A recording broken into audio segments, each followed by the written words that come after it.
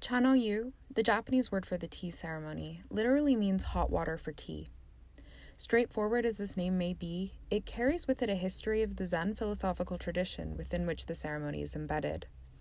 The tea ceremony is the simple act of heating water, whisking it with matcha powder, and serving it, just as zazen, or Zen meditation, is the simple act of sitting.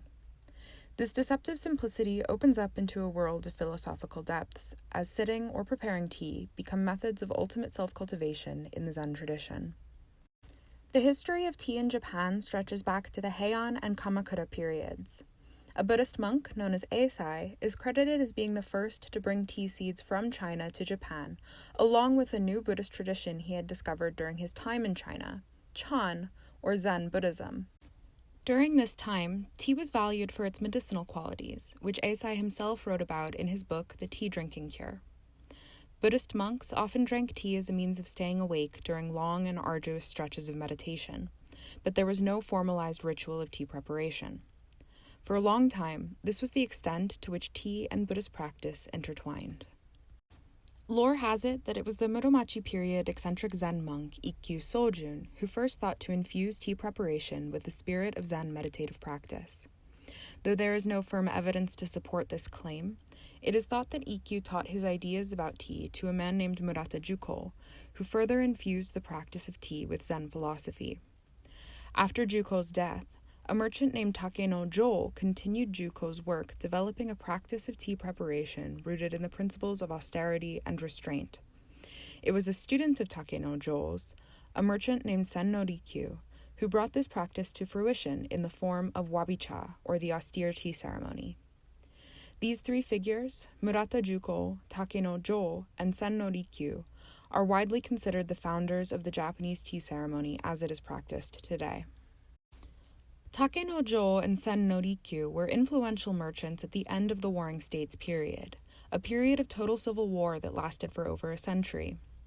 They developed their tea practice just as the three great unifiers of the Warring States period, Oda Nobunaga, Toyotomi Hideyoshi, and Tokugawa Ieyasu, were consolidating centralized political power during the final decades of the war, a time that we now call the Azuchi Momoyama period. This period was marked by a flourishing of cultural activities that Nobunaga, Hideyoshi, and Ieyasu alike promoted as a way of complementing their military strength with power in the realm of the arts and culture. Hideyoshi was a particularly enthusiastic promoter of the arts, and he employed Rikyu as his personal aesthetic advisor. While Rikyu favored the restrained aesthetics of wabi, which had emerged out of Renga-linked poetry, Hideyoshi enjoyed flamboyant and ostentatious presentations, even commissioning a tea room made entirely of gold for impressing his guests. While the exact reason remains unknown, Rikyu eventually fell out of Hideyoshi's favor. In 1591, Hideyoshi ordered Rikyu to commit seppuku, or ritualized suicide. Sensotan, Rikyu's grandson, was responsible for revitalizing the Sen family name and Rikyu's tradition of tea. His children formed three schools of tea, Omote-senkei, Ura-senkei, and Mushano-koji-senkei, each of which traces its roots back to Rikyu and his wabi-cha tea practice. Other students of Rikyu's, such as Furuta Oribe, founded their own schools, many of which continue to the present day. While each school has developed its own particular tea practice, they all share a common foundation in the tea rituals practiced by Rikyu and other tea practitioners of the Azuchi Momoyama period. Today, the Ura-senkei school is the largest tea ceremony school, with members spanning the globe. This is largely due to the school's unique efforts in the Meiji and Showa periods to expand membership. Like Ikebana, the tea ceremony was primarily practiced by men, but Ennosai, Ura-senkei's 13th Iemoto or Grandmaster, oversaw the development of a standardized tea curriculum promoted in girls' schools throughout Japan as a form of etiquette training in the early 20th century. For women, earning certifications in Ura-senkei style tea became one avenue of proving oneself on the marriage market. The tea ceremony also offered an early avenue for women's employment, as women increasingly served as tea ceremony instructors themselves. Ura-senkei was also early to promote tea internationally.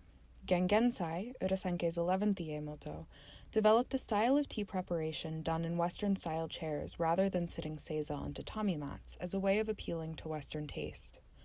This new style of tea was first presented at the 1872 Kyoto Exposition and remains today incredibly popular as a way of demonstrating Japanese tea culture around the world. The chaji remains the most fundamental and complete form of tea ceremony ritual, around which most derivations of the practice are based. This ceremony, which can last up to 4 hours, is divided into 3 parts. First, guests are invited into the tea room and have an opportunity to appreciate the objects in the room, including a scroll hung in the tokonoma alcove.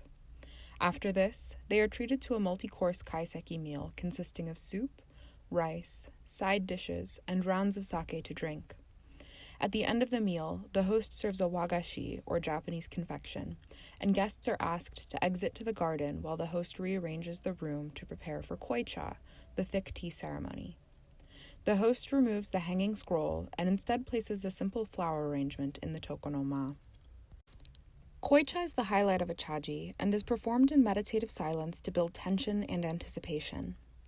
In the spring and summer, an iron kettle filled with hot water will be placed on a brazier in front of where the host will sit to prepare tea.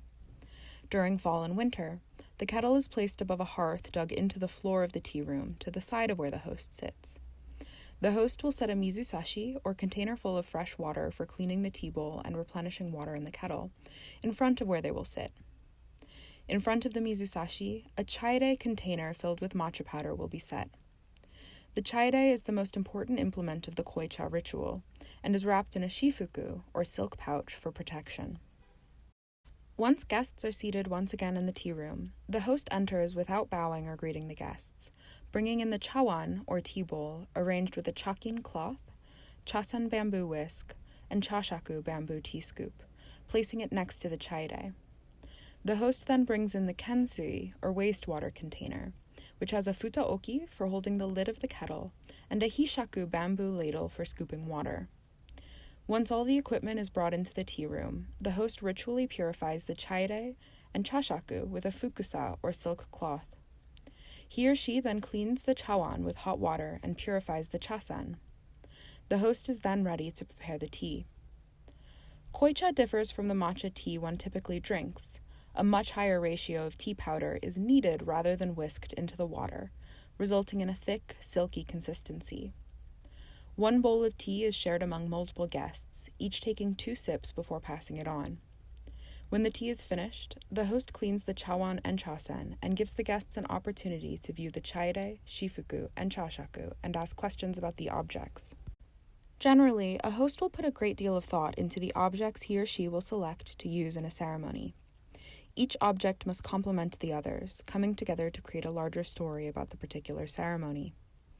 Perhaps the host was inspired to host the chaji by a particularly beautiful spring bloom, or perhaps the ceremony was held in honor of a particular guest who recently gifted the host a new chawan. Tea ceremony practitioners pay tribute to any number of special occasions through their chaji. Once the viewing is over and the objects are returned to the host, the koicha ritual is then over. After rekindling the charcoal fire under the kettle, it is time for the uscha, or thin tea ceremony. The uscha ritual shares much in common with the koicha ritual, but there are a few key differences. The matcha is held in a natsume, or lightweight lacquerware container, that is not wrapped in a shifuku, and the atmosphere of the ritual is much more relaxed. The host begins by greeting the guests with a bow before once again purifying the new set of tea equipment. Guests are served a dried confection, usually made out of pressed sugar, and each receive their own bowl of matcha, this time whisked until a luscious froth covers the surface of the tea. Guests exchange conversations with the host while this is happening, and when the tea is finished and the host has cleaned the objects, the natsume and chashaku are passed around for a ritualized viewing. Dedicated tea practitioners still host complete chaji for select groups of guests, but it is much more common for public tea ceremonies to feature only the uscha ritual. Even in these abbreviated ceremonies, a great deal of care is put into the arrangement of objects and the story that they all come together to tell. Because of the tea ceremony's continued significance in Japanese culture, tea ceremony objects remain a central category of contemporary Japanese ceramic production.